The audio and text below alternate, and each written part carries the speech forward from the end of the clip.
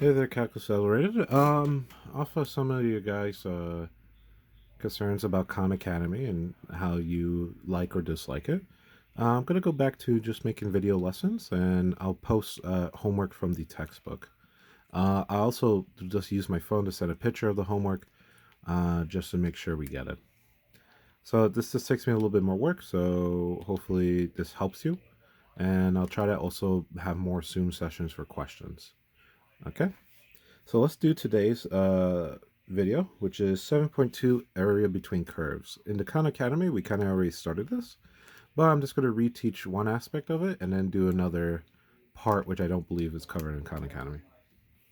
So the first one I'm going to do is find the curve or the area between these two sections. So these two sections are going to be, and I'm just taking one from the book. Let's see, what's a good one? This one's fine. So we're going to have two functions. F of x is going to be secant squared x. And then the second one, g of x, is going to be sine x. Okay? And I'm going to say from the range of 0 to pi over 4. I guess I should do it like this. From 0 to pi over 4. So I want to find the area in between these two pieces, okay? So first I'm just going to graph out, and you can use Desnos or your graphing calculator to see it, but the area between the two curves should look something like this. This is pretty zoomed in, by the way. Right here should be exactly 1, and right here should be exactly 0. And then let's just put a pi over 4 right here. And so we have the shaded area right here. So what I'm trying to look for is the shaded area. Now, when we did integrals before, integrals were always from the curve down to the x-axis. But because we need to find the difference of this area and this little piece area here, I want to remove this piece right here, which I'll do with circles. So I want to remove this circular piece right here. In order to remove it, I have to subtract the bottom curve. So the bottom curve happens to be g of x, and the top curve happens to be f of x.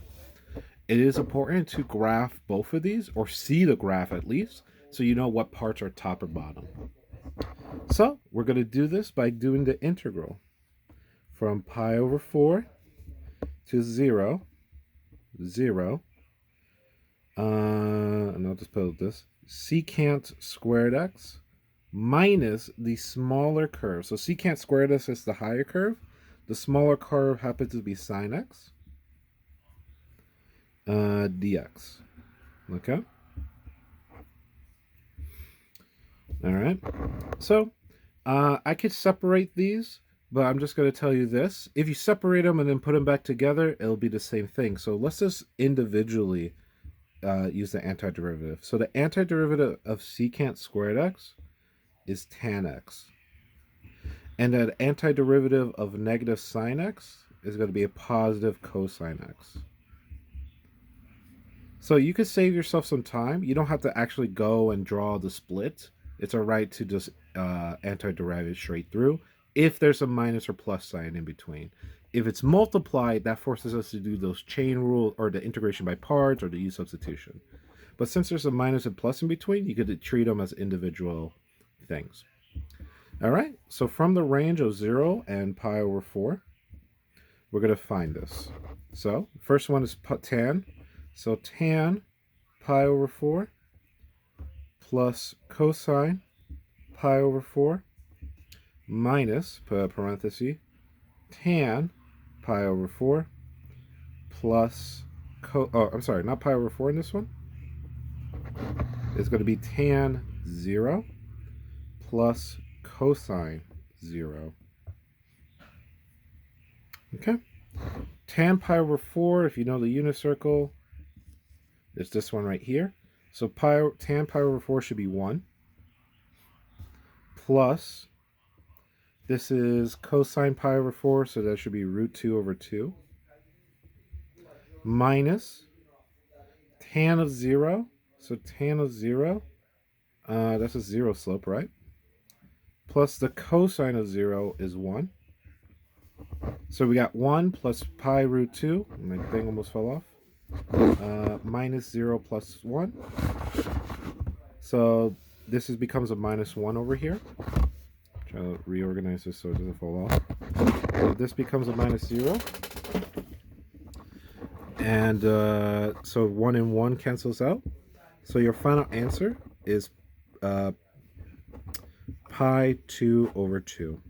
So that's my final answer. Now, where are you getting pi 2 over 2? Pi 2 over 2 is the area in between these two curves. So the technical answer is pi 2 over 2 units squared, you could say.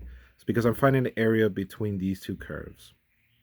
How did I do it? I found the area of this whole thing of f of x and subtracted the smaller area underneath g of x. Okay? So let's do another one. Okay, our next one is going to be one from the homework, number 11. Y equals x squared minus 2 and y equals 2. So let's talk about how it looks like as a graph. And again, you're free to use Desnos or the you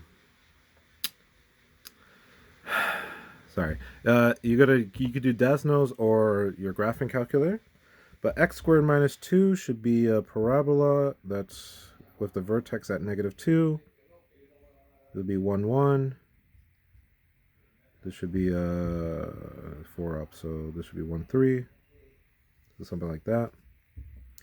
And then y over 2 is a vertical line or horizontal line at y equals 2. Okay? So we want to find the area that's enclosed between these two spots. Now, the last question I gave you a start and end point. In this one, I don't give you a start and end point. So now we need to figure out what are these 2 points. So we need to know where are these 2 things equal to each other. And we could figure out that by using system of equations. So we're going to set these 2 equals to each other. So 2 equals x squared minus 2. And we're going to solve for x. So plus 2 plus 2, that's 4, equals x squared. Square root both sides. The square root of 4 is plus or minus 2 equals x. So what does that mean? At x of 2 and x of negative 2, these are where the 2 pieces meet. So this is where their areas are going to be the same. So we gotta first tell what is the top equation. So if you, and also if you want to refer back to the old question, you could say from negative 2 to 2. Okay, so now we found where we're at ranges. We gotta identify what's the top line and the bottom line. So the top line is the f of this line right here, that's horizontal. That happens to be y equals 2. So when I make the integral from negative 2 to 2, the first thing is going to be 2 minus this parabola function, and I'll put that in parentheses, x squared minus 2 dx. Okay? So let me just move this a little closer. It might be a little easier to distribute this negative to here. So this becomes the integral from negative 2 to 2. 2 minus x squared plus 2 dx. So this is your setup, by the way. This is your setup up here. You can do whatever integral math we are allowed to do in order to simplify this. And I'm going to simplify it by combining like terms. So 2 and 2 gets to be together. So it becomes the integral from 2 to negative 2, 4 minus x squared dx. Now I'm going to do the antiderivative, which is trying to find the integral of this. So the antiderivative of 4 is going to be 4x. Remember, you add 1 power of x. And this is going to become x to the third over 3 from the range of 2 to negative 2. Okay? All right, so let's plug in our numbers.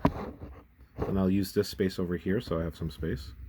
So first we're going to plug in 2. 4, 2 minus 2 to the third power over 3 minus big negative, so that's in parentheses, I guess, minus 4 times negative 2 minus negative 2 to the third power over 3. Okay, so this right here becomes 8. This right here becomes negative 8 over 3. Let's distribute the negative here. So 4 times negative 2 is negative 8, but then double negative becomes plus 8. And then this one over here, negative, negative, negative. So we have 3 negatives. That end up being negative 8 over 3. Okay? So let's combine like terms. So that's 16 minus 16 over 3. So that's going to become, that's like 5 1/3. So that's going to be 10 2/3. So your answer for the area is 10 2/3 units squared. So we're finding the area between these two curves right here. Okay? So 10 2/3. Right? Let's see if I'm going to do one more homework problem. Okay? So here's just all the work for a second, and then I'm going to move on to the next section. All right, so I think this is number 14 from your homework. Now this one is going to look really confusing. I used Desmos to graph it, and we're going to talk about the area enclosed between these two things. So I'm just going to draw a little bit, but use Desmos to get a really clear picture of this. So the first one is I'm drawing is the x4 power one. So what it ends up looking is something like this. Looks like a very exaggerated W. And the other one's x squared. And x squared kind of goes through it a bit, kind of out like this. And again, I recommend using Desmos to help you visualize it. But here's a really important part. At this section from here to here, the x squared is bigger. From here to here, the x4 is bigger. And from here to here, the x squared is bigger. So what we're going to have to do is do it as 3 separate pieces. So, how are we going to do it in 3 separate pieces? Well, first let's figure out this one right here, these localized things. Now, I could say use quadratic equation and use the such to find the zeros. What instead I'm going to do is just use the computer to help me find the zeros, okay? So I'm going to look at Desmos and see where they actually intersect. And I also suggest learning how to do it on your TI-80. I'll see if I can find a YouTube tutorial or learn how to do the YouTube tutorial myself for how to find the intersections on the TI-80. Oh, yeah, you could graph them and then use a trace. But let's just go on. So let's assume you use either Desmos or a calculator. In this case, the 2 points here and here. 2 points here and here. This one right here is at -2. And this one right here is at -1. And I should draw the x-axis. It's actually a little lower because I forgot the +4. So let me do it like... The x-axis should be down here, okay? But here's -2 and -1. This one is at 1, and this one's at 2. And I'm just writing the x values because that's really what matters, honestly. Okay? All right, so from -2 and from -1, we got to say that the x squared is on top. So to do this one, from -2 to -1, x squared is on top, so x squared is going to be written first. So x squared minus, I'll put parentheses, x to the 4th minus 4x squared plus 4 dx. Okay? So distribute the negative and combine like terms. I end up getting, this is going to be a plus, so that'll be x to the 4th plus 5x squared minus 4 dx. Okay? From -2 to -1. All right? So, what this one is going to show me is this area here only, okay? What that's going to show me is this area here only, all right? So this doesn't solve your whole problem. This only solves one part. So let's continue. Anti-derive, so we're going to raise this to the power, then divide. So x to the 5th divided by 5. Raise this to the power, plus 5x to the 3rd over 3. I'm sorry. Over 3. Minus, we're going to raise this power, 4 to the x. And this is going to be from the range of -1 to -2. I'm going to do the math off camera just so it'll be a little faster. But give yourself a little bit of time to try yourself. And then in like 5 seconds, the answer will pop up. All right, a little time traveling happened, but I try to do it as quickly as possible. I didn't check with a calculator, but it seems like I got 13 and 13 over 15. So keep in mind, this number alone is just for this section here. So that section is 13 and 13 over 15. And I'm just going to say, you could also make the assumption that this is going to be a symmetrical piece. So I'm going to call that one also 13, 13 over 15. Okay. So let's get to the last one, which is this area here. So I'm going to erase all this, and I'll leave it on the camera for a second if you need any more copying down. And now I'm going to go on to that middle piece. So now we're going to the middle piece. In the middle piece, though, the x to the 4 power function is on top. In the middle piece, the x to the 4 power function is on the top. Because that, we're going to put that first and subtract it by the bottom piece, which in this case is x squared. So now we set it up like that.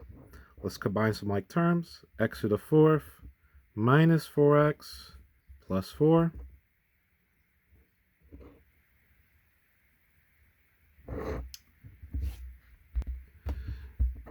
And now, well, just doing this, I might have made a mistake here.